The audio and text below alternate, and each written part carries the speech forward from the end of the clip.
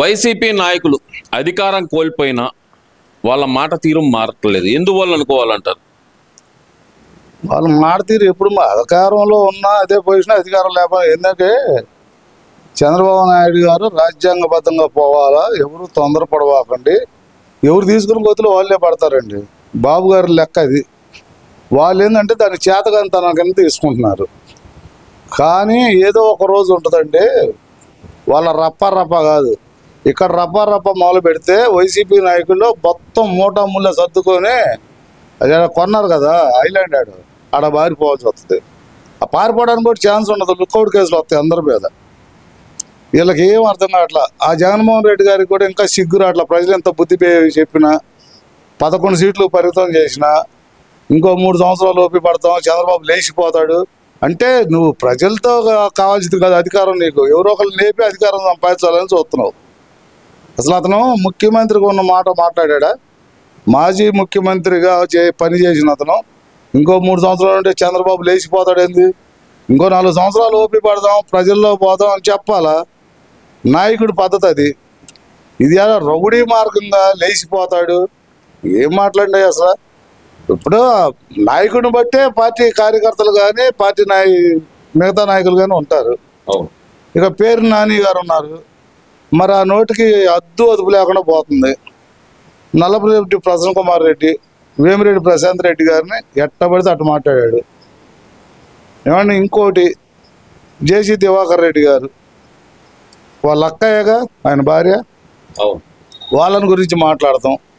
అసలు ఏ లెవెల్కి వెళ్ళారంటే వీళ్ళు అధికారం కోల్పోయిన తర్వాత పిచ్చెక్కిపోయి, ఎర్రగట్టు కూడా కాదండి, వీళ్ళని తీసుకెళ్ళి ఎరికల పూడిలో కొడతారు చూడండి, మంచాలు కట్టేసి ఆ హాస్పిటల్లో చేర్చాలి.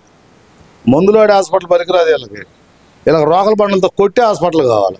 ఎందువల్ల అంటారు అసలు వీళ్ళ ఈ విచిత్రమైన ప్రవర్తన రాష్ట్రంలో ఏదైనా గొడవలు లేపడానికి అనుకోవాలంటారా, లేదంటే కనుక ప్రశాంతంగా ఉన్న రాష్ట్రాన్ని అల్లకల్లోలం చేయడానికి అనుకోవాలంటారా? సార్ నేను లోకడ కూడా చెప్పా, ఈ రాష్ట్రాన్ని మరో బీహార్ చేయాలని వాళ్ళ కోరిక.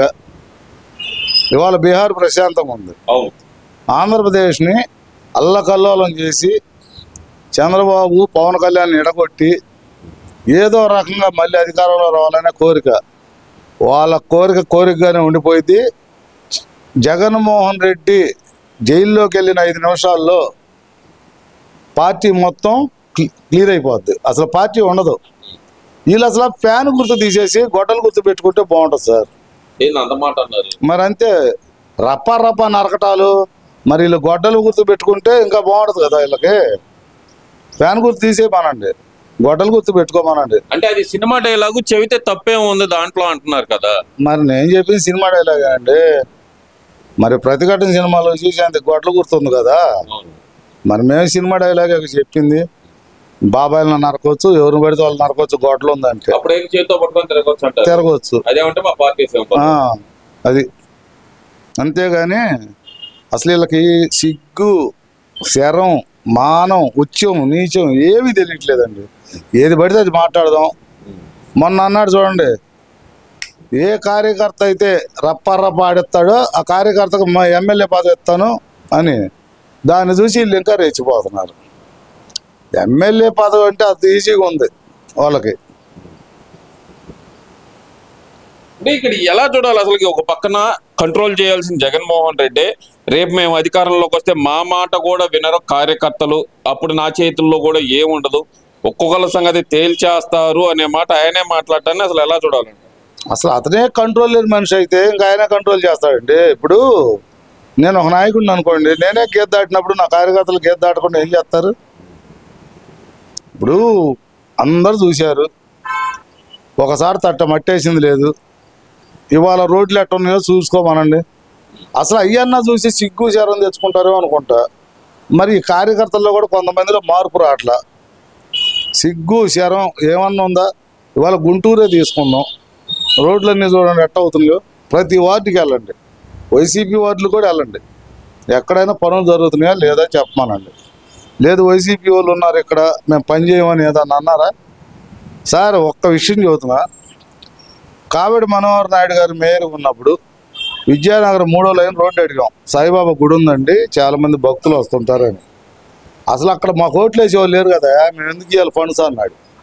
కానీ వాళ్ళ మా మేయర్ అట్లా అంటలేదే, మొత్తం గుంటూరు మొత్తం క్లీన్ సిటీగా ఉండాలంటున్నాడు మా మేయర్. ఏమండి, అదన్నా చూసి కొద్దిగా వీళ్ళు సిగ్గు తెచ్చుకుంటే బాగుంటుంది. ఎక్కడైనా వీళ్ళు ప్రజల్లోకి వెళ్ళి ప్రజలకు ఏం మంచి కావాలో కోరుకొని దాని ద్వారా అధికారంలో రావడానికి ప్రయత్నించాలి. కానీ ఈ రప్ప నరకటాలు, రైతుల దగ్గర మామిడికాయలు తీసుకొచ్చి రోడ్ల మీద పెట్టి తొక్కెత్తాలు. ఏమండి, అసలు నీ తల్లి వాళ్ళ కోర్టులో అసలు మొత్తం నాదంటే నువ్వు కేసు వేసావు తల్లి మీద చెల్లి మీద. ముందు అది చూసుకో, నీటి కూడా నువ్వు చూసుకో, నువ్వు రాష్ట్రం కూడా తర్వాత చూద్దు. ఇవాళ బనకచర్లు ఎందుకు అంటున్నాడు ఈయన. అవును, సిగ్గు చేరం ఉందండి. బనకచర్లు ఇప్పుడుదా, ఎప్పటి నుంచో ఉన్న ప్రాజెక్ట్, అది ఎప్పటి నుంచో ప్లాన్లో ఉంది, ఇవాళ అమలుకు వస్తుంది. దానికి కొద్దిగా అడ్డంకులు ఉంటాయి. దాన్ని ఏదో ఇరు రాష్ట్రాల ముఖ్యమంత్రులు కూర్చొని మాట్లాడుకుంటారు. ఆడేదో కేసీఆర్ వాగాడని చెప్పి అదే కరెక్ట్ అనుకొని ఇతను కూర్చొని బనకచర్లు ఎందుకు, బనకచర్లు ఏందండి, అది సముద్రంలో కలిసే మిగులు జలాలు ఆంధ్రప్రదేశ్ తరలించే ప్రాజెక్టు బనకచర్ల. దాని మూలన రాయలసీమ కానీ ఏదైనా బాగుపడుద్ది.